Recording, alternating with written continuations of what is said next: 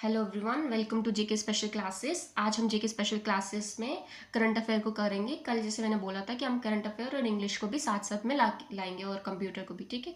तो आज हम इसको करेंगे। और एक चीज़ याद रखना, 10 सितंबर की करंट अफेयर से इस तरह हम रोज़ लाया करेंगे। एक चीज़ याद रखना, करंट अफेयर जब भी आप कवर करोगे तो आपको देख के चलना है कि जम्मू कश्मीर में जो जेके एसएसबी वो किस अकॉर्डिंगली, जम्मू कश्मीर में जेके एसएसबी और जम्मू कश्मीर में जितने भी एग्जाम्स होते हैं वो किस तरह करंट अफेयर पूछे जाते हैं उसका एनालिसिस करके ही पढ़ना चाहिए। क्योंकि ऐसा अगर आप करना चाहोगे तो बहुत चीज़ें हैं, हर दिन नया करंट अफेयर, बहुत सारी चीज़ें आती है। तो फिर आपका करंट अफेयर तो एक तो एंडलेस थिंग है, उसमें तो कितना कुछ रोज आ रहा है, कितना करोगे उसमें, बहुत मतलब वो थोड़ा टफ हो जाता है। तो इसमें बहुत ज़्यादा मैटर करता है, स्पेशली जूनियर असिस्टेंट में। तो करना आपको सब है, छोड़ना कुछ नहीं है। बट उसमें जब कुछ चीज़ें ऐसी है जो तो बिल्कुल ही नहीं छोड़नी है, जो तो पता ही है कि हाँ यहाँ से तो आएगा, यहाँ से तो मेन पूछा जाता है। तो अगर आप जितना भी पिछला एनालिसिस करोगे तो आपको एक चीज़ देखने, एक पैटर्न देखने को मिलेगा कि जम्मू कश्मीर में जितने एग्जाम्स होते हैं वो मिलिट्री ऑपरेशंस जितने भी होते हैं उससे रिलेटेड क्वेश्चन पूछे जाते हैं। गेम से रिलेटेड, किसने क्या कप जीता, किसने क्या मतलब एशियन कप में कितने मेडल्स आए, कौन जीता, ये सारी चीज़ें। और फिर ओलंपिक्स, पैरालंपिक्स के बारे में पूछा जा सकता है। तो ये पूछा जाएगा, गेम्स के बारे में पूछा जाएगा, मिलिट्री से रिलेटेड पूछा, ऑपरेशन से रिलेटेड पूछा जाएगा। और नई चीज़ें जो इंट्रोड्यूस हो रही हैं मिलिट्री में या कंट्री में, उस चीज़ से पूछा जाता है। कोई फॉरेन डिग्नेटरी आ गया, कोई बहुत मेमोरेंडम ऑफ अंडरस्टैंडिंग, कोई मतलब ऐसा एमओयू कुछ साइन हुआ, उसके बारे में पूछा जा सकता है कि हाँ कौन सा, किसके साथ, किस कंट्री के साथ साइन हुआ। ये चीज़ें पूछी जा सकती है क्योंकि पूछी जा रही है हमारी जम्मू कश्मीर स्टेट, ठीक है। तो उसके अकॉर्डिंगली ही जो आज के करंट अफेयर बनते हैं वो लेके आई हूँ। तो ठीक है, तो लेट्स स्टार्ट।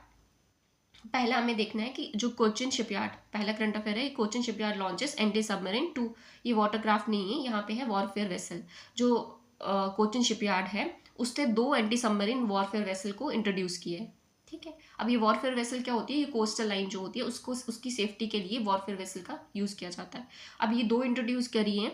तो पहले मतलब जो अब उसके नाम भी होते हैं vessel, warfare vessel, INS Vikrant और इस तरह डिफरेंट डिफरेंट नाम होते हैं ना दिए हुए वेसल्स को। तो अब ये पूछा जाता है कि जो इंट्रोड्यूस करी है उसका नाम क्या है और उसने कौन से वाली को रिप्लेस किया। तो माहे क्लास ऑफ शिप्स को लाया गया है और अबे क्लास ऑफ शिप्स को रिप्लेस किया गया है। ये क्या है, ये तो अब आपको पता चल गया होगा, है ना। एंटी सबमरीन 2 वॉरफेयर वेसल है।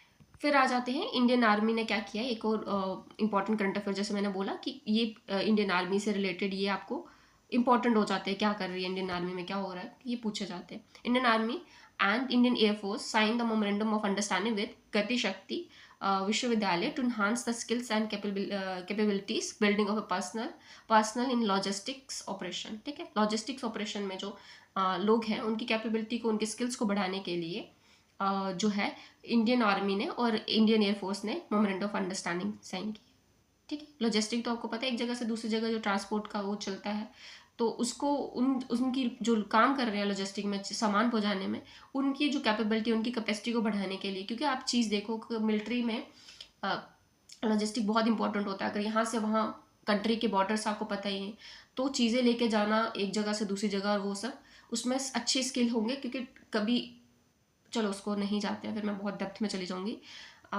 तो ये है कि लॉजिस्टिक में जो है जो लॉजिस्टिक के लिए क्या किया है, मेमोरेंडम ऑफ अंडरस्टैंडिंग साइन किया, ये याद रखना। पूछा जा सकता है इंडियन आर्मी ने किसके साथ किया है, एयरफोर्स के साथ किया है। अब ये भी पूछा जाता है गति शक्ति विश्वविद्यालय टू एनहांस, ये बनाया है। तो ये अब बस इतना ही है इसमें। अब आ जाते हैं जो बहुत इंपॉर्टेंट है और ये मतलब बहुत ही न्यूज़ में है। अबू धाबी के जो प्रिंस है, क्राउन प्रिंस है, वो इंडिया को विजिट करते हैं और इन्होंने बहुत सारे मेमोरेंडम ऑफ अंडरस्टैंडिंग साइन किए हैं। अब ये पूछा जा सकता है कि जो क्राउन प्रिंस है, पहले तो आपको इनका नाम पता होना चाहिए कि क्या है। ये तो आपको ऐसे भी पता होना चाहिए कि अबू धाबी के जो क्राउन प्रिंस है उनका नाम क्या है, शेख खालिद बिन मोहम्मद बिन जैद अल नहयान, ठीक है। अब उन्होंने क्या किया है, मेमोरेंडम ऑफ अंडरस्टैंडिंग साइन किए हैं। कौन कौन से किए हैं, 2-3 इंपॉर्टेंट हो जाते हैं, इनको याद रख लो, ठीक है। ठीक है, पहला एमओयू साइन किया हुआ है इन्होंने between Emirates nuclear energy company, ठीक है। एमिरेट्स, सॉरी ये तो बहुत ही डार्क हो गया।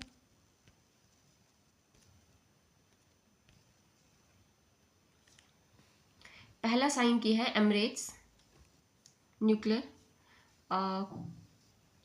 Nuclear energy company and nuclear power corporation of India, ठीक है। जो इंडिया की न्यूक्लियर पावर कॉरपोरेशन है उसने साइन किया है एमिरेट्स न्यूक्लियर एनर्जी कंपनी के साथ। किस लिए किया है? बारक्खा न्यूक्लियर पावर प्लांट जो है यूएई में, उसके ऑपरेशन और मेंटेनेंस के लिए। ठीक है, यूएई में बारक्खा न्यूक्लियर पावर प्लांट है, उसके मेंटेनेंस के लिए, उसके ऑपरेशन के लिए क्या किया है एमिरेट न्यूक्लियर एनर्जी कंपनी ने इंडिया की nuclear power corporation of India को के साथ मेमोरेंडम, पहला मेमोरेंडम साइन किया। आई थिंक अब आपको समझ आ गया। दूसरा मेमोरेंडम किसके साथ किया है? एमओयू किसके साथ साइन किया है? एडनॉक ने किया हुआ है। एडनॉक ये जो है आपका, ठीक है, एडनॉक ने किया है किसके साथ? The India strategic petroleum reserve for leasing of storage space. ठीक है, इसके साथ किया हुआ है। ठीक है, स्टोरेज स्पेस के लिए किसके साथ किया? Petroleum reserve for leasing of storage space के साथ इंडियन स्ट्रेटेजिक पेट्रोलियम एडहोक ने the Indian strategic petroleum reserve for leasing of storage space के लिए मेमोरेंडम साइन किया। फिर आ जाते हैं गवर्नमेंट ऑफ गुजरात ने Abu Dhabi development holding company के साथ। अब आपने न्यूज़ में सुना होगा, आज से ही 2-3 साल पहले जब कोरोना पेंडेमिक था तो बहुत ज़्यादा हाइप पे था, बहुत ज़्यादा ये वो था कि फूड पार्क्स बनाए जाने चाहिए। तो इंडिया ये तब से जो मिडिल ईस्ट की कंट्रीज थी और मिडिल ईस्ट की वो थी सऊदी अरेबिया और ये सब, ये बहुत ज़्यादा इंटरेस्टेड थे कि इंडिया में फूड पार्क्स बनाने, क्योंकि फूड सिक्योरिटी के लिए है ना, फूड पार्क्स बनाना बहुत ज़्यादा ज़रूरी है। क्योंकि इंडिया एक, आप सोचो कितना बड़ा हब है और इतना ज़्यादा एग्रीकल्चर में यहाँ पे बहुत ज़्यादा प्रोड्यूस होता है, एग्रीकल्चर यहाँ पे बहुत ज़्यादा है, मुख्य भूमिका निभाता है। तो अब इसमें क्या है कि अब ये इनके ये पार्क्स जब बनेंगे तो फिर ये फूड सिक्योरिटी में अगर कुछ इस तरह पेंडेमिक आ गया, कुछ इस तरह पिछली वॉर्स हमने देखी, जब यूक्रेन और रशिया की वॉर हुई तो राइस का कितना वो चला था, उसका अपना वीट का कितना इशू बना था। तो ये सारी चीज़ें जो इस तरह की चीज़ें हो, तो इसलिए इंडिया में फूड पार्क्स बनाने के लिए जो आपकी मिडिल ईस्ट की कंट्रीज है बहुत ज़्यादा कीन है, बहुत ज़्यादा इंटरेस्टेड है। तो ये याद रखना कि मेमोरेंडम ऑफ अंडरस्टैंडिंग किसका? Government of Gujarat and Abu Dhabi development holding company ने, पीजेएससी ने फूड पार्क्स के लिए यहाँ पे मेमोरेंडम साइन किया है। ठीक है, ये आपको कहानी सुनाने का मतलब आपको याद रह जाएगा किसने, अबू धाबी ने इसने ये किया। फिर दूसरा आता है Indian oil corporation has signed 15 साल का एग्रीमेंट किया है अबू धाबी और नेशनल, ये तो होता रहता है। ठीक है, इंडियन ऑयल कॉर्पोरेशन हो गया, गेल हो गया, जो भी ऑयल की कंपनी है, तो ये तो जो भी ऑयल प्रोड्यूसिंग कंट्रीज है उनके साथ ये जो है एमओयूज साइन होते रहते हैं। तो ये चीज़ें थी। ठीक है, इनका विजिट का ये चीज़ें हुई, यहाँ पे मेमोरेंडम्स हुए। अब आ जाते हैं गेम्स में। जैसे मैंने बोला किस में याद रखना है, किस तरह पढ़ना है आपको, कि मिलिट्री से रिलेटेड जो आपकी जो डिग्निटरीज आ रहे हैं वो क्या क्या चीज़ें ला रहे हैं, क्या क्या साइन हो रहे हैं, क्या क्या इंपॉर्टेंट चीज़ें हो रही है वो। फिर उसके बाद आपका गेम्स, ये इंपॉर्टेंट आ जाती हैं चीज़ें।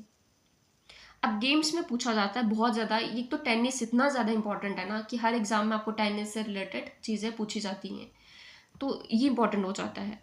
ठीक है, अब इसमें कहते हैं कि इसमें क्या चीज़ है, who won the men single title at US open 2024। तो ये जेनिक सिनर है कि, ठीक है, तो ये किसने जीता? याद रखना, याद रखना, याद रखना, बात क्या याद रखना, यूएसए ओपन, ये इंपॉर्टेंट हो जाते हैं। ऑस्ट्रेलिया, ये जो यूएस ओपन हो गया, ऑस्ट्रेलिया ओपन हो गया, फ्रेंच ओपन हो गया, विंबलडन ओपन हो गया, तो ये सारे इंपॉर्टेंट होते हैं क्योंकि इनसे पूछे जाते हैं फ्रेंच ओपन में किसने जीता इसने। तो आपको याद रखना है कि मेन सिंगल पहले पूछा जाएगा, यूएस ओपन में मेन सिंगल किसने जीता है? तो जेनिक सिनर ने जीता है, जेनिक सिनर ने यूएस ओपन। अब ये कहाँ के हैं? इटली के हैं। कहाँ के? इटली के हैं। और इन्होंने जो यूएसए का था उसको हरा के जेनिक सिनर ने मेंस ओपन मेन सिंगल जीत लिया है। ठीक है, फिर आ जाते हैं ऑस्ट्रेलियन। अब देखो इन्होंने ऑस्ट्रेलियन भी जीता, ये भी याद रखना, यूएस ओपन तो जीता, ऑस्ट्रेलियन इतने ये मतलब अच्छे खिलाड़ी है कि मतलब इन्होंने यूएसए भी जीत लिया और ऑस्ट्रेलियन भी जीत लिया। ठीक है, ऐसे तो हम नोवाक जोकोविच और वो राफेल नडाल और ये सारे सुनते थे, तो अब ये देखो जेनर सिनर जो है इन्होंने 2 जीत लिए, ऑस्ट्रेलियन ओपन और यूएस ओपन। अब आ जाते हैं वुमेन सिंगल में किसने जीता है? आर्याना साबालेंका ने। ठीक है, याद रखना ऑस्ट्रेलियन ओपन में किसने जीता है? ऑस्ट्रेलियन ओपन पूछा जाए, वुमेन का पूछा जाए तो आर्याना साबालेंका ने जीता है। थोड़ा डार्क हो रहा है, ठीक है, तो ये याद रख लेना। फिर आ जाते हैं मेंस डबल। अब इसमें डबल भी होते हैं। अब आ जाते हैं मेंस डबल में किसने जीता है? मेंस डबल में किसने जीता है? मैक्स पुर्सेल ने और जॉर्डन थॉमस ने। मैक्स पुर्सेल ने और जॉर्डन थॉमस ने। ठीक है, डबल किसने जीता है? मैक्स पुर्सेल ने और जॉर्डन थॉमस। सीधी बात क्या याद रखनी है, और पूछा जाए यूएस ओपन किसने जीता है, तो जेनिक सिनर ने। ऑस्ट्रेलियन ओपन मेंस में किसने जीता है, जेनिक सिनर ने। ऑस्ट्रेलियन ओपन वुमेन में किसने जीता है, तो अरियाना सबलंका ने जीता है। मेंस डबल किसने जीता है, तो मैक्स पुर्सेल ने, जॉर्डन थॉमसन ने। फ्रेंच ओपन किसने जीता है अगर महिलाओं में पूछा जाए, ईगा स्वेटेक। और मेंस आदमी में किसने, फ्रेंच ओपन महिलाओं में तो ईगा जीत गई हैं, तो आदमियों में किसने जीतना है, मेंस में किसने जीता है, मेन में किसने जीता है, तो ये जीता है कार्लोस अल्काराज ने। किसने, कार्लोस अल्काराज ने। ठीक है, अब आ जाते हैं लॉरेन। ये जो है ये स्पोर्ट्स में कप दिए जाती है, ट्रॉफी दी जाती है। तो sports man of the year किसको बोला गया है, नोवाक जोकोविच को। ठीक है, और स्पोर्ट्स वुमेन किसको बोला है, इटाना बोनमाती को। ठीक है, तो ये आपको चीज़ें याद होगी होंगी। ठीक है, इसमें मैं फिर से एक बार चीज़ बताती हूँ गेम से रिलेटेड, और ये तो बहुत ज़्यादा इंपॉर्टेंट है। यूएस ओपन किसने, जेनिक सिनर ने। ऑस्ट्रेलियन ओपन किसने जीता है, अरियाना सबलंका ने। और मेंस डबल किसने जीता है, इसको मिटा ही देते हैं। ठीक है, और ये जो आपका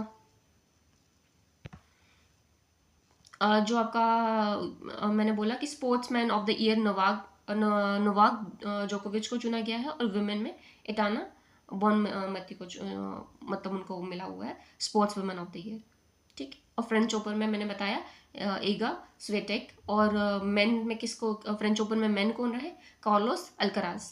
फिर आ जाते हैं डेट्स भी कुछ इंपॉर्टेंट होती है, कुछ डेट्स तो बहुत ज़्यादा इंपॉर्टेंट होती है, तो उनको हमें करना होता है। ठीक है, अब आता है इंटरनेशनल लिटरेसी डे जो है वो कब सेलिब्रेट किया गया, वो कब जाता है, 8 सितंबर को किया जाता है। ठीक है, इंटरनेशनल लिटरेसी डे कब किया जाता है, 8 सितंबर को किया जाता है। अच्छा, अब लिटरेसी में मुझे बताओ कि जो इंडिया में सबसे ज़्यादा पढ़ी लिखी स्टेट कौन सी है, तो इंडिया में सबसे ज़्यादा पढ़ी लिखी स्टेट है Kerala. I think 93 point something उसका लिटरेसी रेट है। ठीक है, और सबसे कम पढ़ी कौन है, तो उसमें वो आ जाती है हमारी, कौन सी आ जाती है, उसमें आ जाती है हमारी बिहार। तो ये याद रख लेना। फिर आ जाता है, अब इसका थीम क्या था, promoting multilingual education literacy for mutual understanding and peace. ये याद रखना। ठीक है, ये चीज़ आपको याद रही होगी। डेट्स कुछ इंपॉर्टेंट है, तो लिटरेसी से डेट जो है वो तो इंपॉर्टेंट हो ही जाती है, तो आपको याद रख लेनी है। 8 सितंबर को लिटरेसी डेट मनाया जाता है। ये डेट मतलब 7 सितंबर को क्या मनाया जाता है, international day of a police cooperation. ये मैंने क्यों लाया कि ये पुलिस के लोग मतलब बहुत सारे बच्चे कांस्टेबल का भी कर रहे होंगे, तो ये चीज़ याद रख लेंगे। 7 सितंबर international day of a police corporation मनाया जाता है। फिर आ जाता है, अभी ये बहुत ज़्यादा न्यूज़ में है, ये भी बहुत ज़्यादा न्यूज़ में है, कौन कहाँ का प्राइम मिनिस्टर प्रेसिडेंट बनता है, ये आपको भी याद रखना पड़ता है। ठीक है, ये पूछा जाता है, इंटरव्यू में भी पूछा जाता है, और ऐसे भी पता होना चाहिए। तो ये बहुत ज़्यादा अल्जीरिया के जो प्रेसिडेंट चुने गए हैं बहुत इंपॉर्टेंट है, तो इनका देख लो क्या है, इनका नाम है अब्देल मस्जिद तिबोनी। ठीक है, अब्देल मस्जिद तिबोनी जो हैं वो इलेक्ट किए गए हैं प्रेसिडेंट ऑफ अल्जीरिया। ठीक है, कहाँ के प्रेसिडेंट ऑफ अल्जीरिया, अब्देल मस्जिद तिबोनी।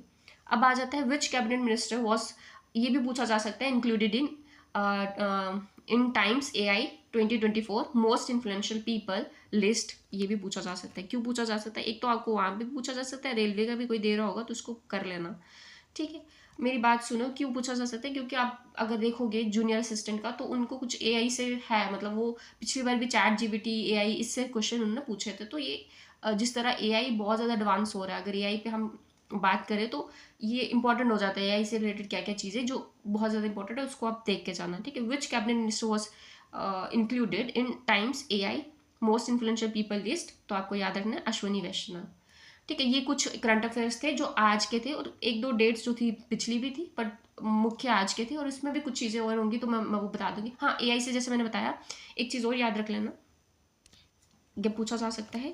देखो AI शायद हमारी गवर्नमेंट, मुझे नहीं पता कितना रियलाइज़ कर पा रही है, बट अगर आप देखो बाहर की कंट्रीज़ देखो, ब्रिटेन ने, ठीक है, ब्रिटेन ने थोड़ा राइटिंग को, ठीक है, ब्रिटेन ने, दूसरा आपका अभी यूरोपियन यूनियन ने, और तीसरा आपका US ने AI के लिए मतलब इन्होंने एक संधि की है। ठीक है, एक AI से रिलेटेड इन्होंने क्या किया, ग्रुप बनाया अपना। ठीक है, ब्रिटेन, याद रखना। ये आपका यूरोपियन यूनियन और यूएस, तो ये इंपॉर्टेंट हो जाता है। और बाकी कुछ और इम्पोर्टेंट, अच्छा हाँ, क्लीन एयर पे भी पूछा जा सकता है, इन्वायरमेंट से रिलेटेड भी चीज़ें बहुत ज़्यादा उसमें रहती है।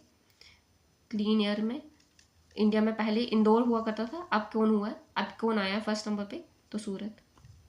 तो ये इंपॉर्टेंट हो जाता है सूरत, ठीक है।